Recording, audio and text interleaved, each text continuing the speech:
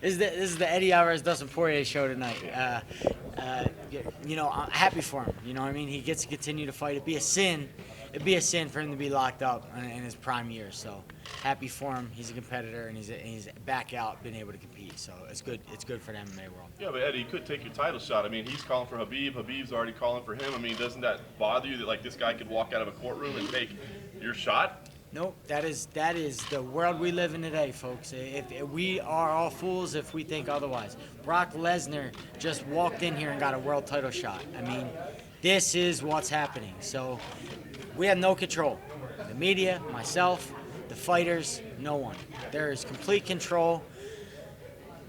The UFC says who gets the next title shot. I have no control of that. I beat the guys in front of me. I could dominate everyone. It doesn't matter. The money fight's what's always going to count. Do you think that means the UFC fighters need a union or some kind of representation in these talks and these conversations? Something maybe should be talked about, but I'm not worried about that right now.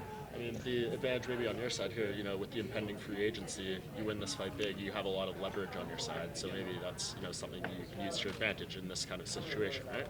Yeah.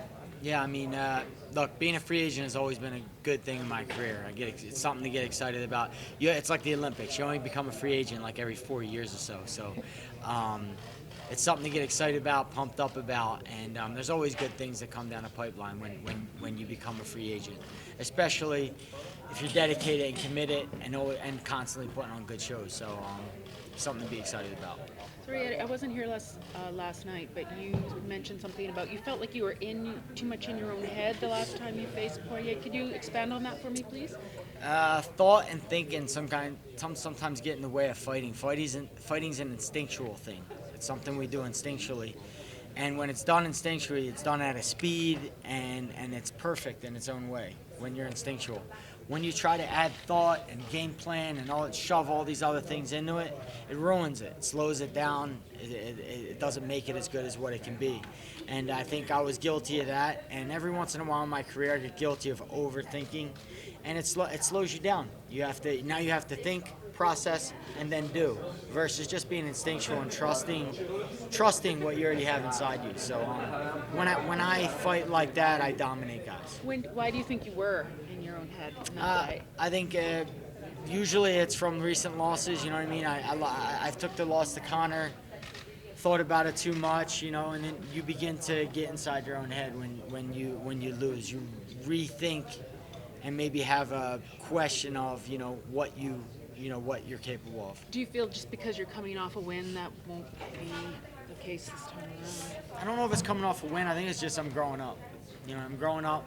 I have a better understanding of the sport, a better understanding of competition and performing, and it's definitely a good thing. Did you feel like you had that balance, that sort of instinctual thing going perfectly against Gaethje? Because that performance was so impressive. Yeah, I kept telling the media, I just don't give a shit. And I didn't want to say I don't give a shit that I don't show up to training, and I don't give a shit that I'm eating whatever I want and doing whatever I want. I'm very disciplined in the way I approach the game. But I let go of the thought and just trust it myself. Trust it like I've been fighting for 15, 16 years. What do I have to think about? What do I not have inside me that can't beat any man in this world? So, everything I need to beat Dustin, to win that title back and do everything I need to do it's inside me. I just got to go in the cage and let it go. You've been in higher profile fights than this, bigger stages. This might be maybe Dustin's biggest fight, the biggest fight of his career. You've been in title fights. Do you think it is kind of the biggest fight for him, almost more important for him in a way than you? Absolutely. That's why I didn't. So my people are like, why don't you rematch Dustin? I didn't care to fight Dustin in the first place.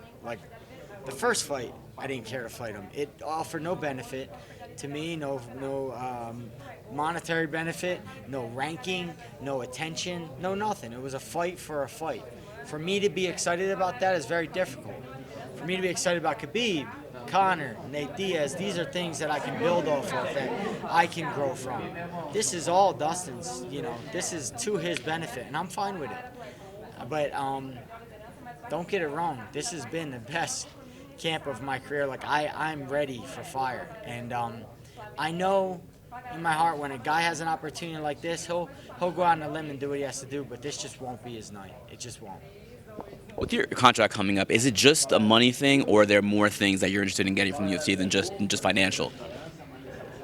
No, I think it's a money thing. I think everybody's underpaid. I think everybody's underpaid. And I think the media also knows it. Everybody's underpaid, and I don't think it's talked about a lot. We all should get more. The UFC makes a shitload of money, and I want them to make money. They're the best company.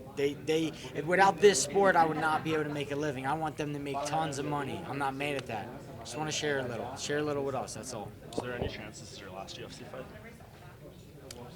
Possibility. We'll see. I love it here. I love the competition.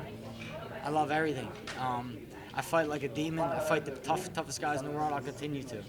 No issue with that. Just want to share a little. We all should share a little.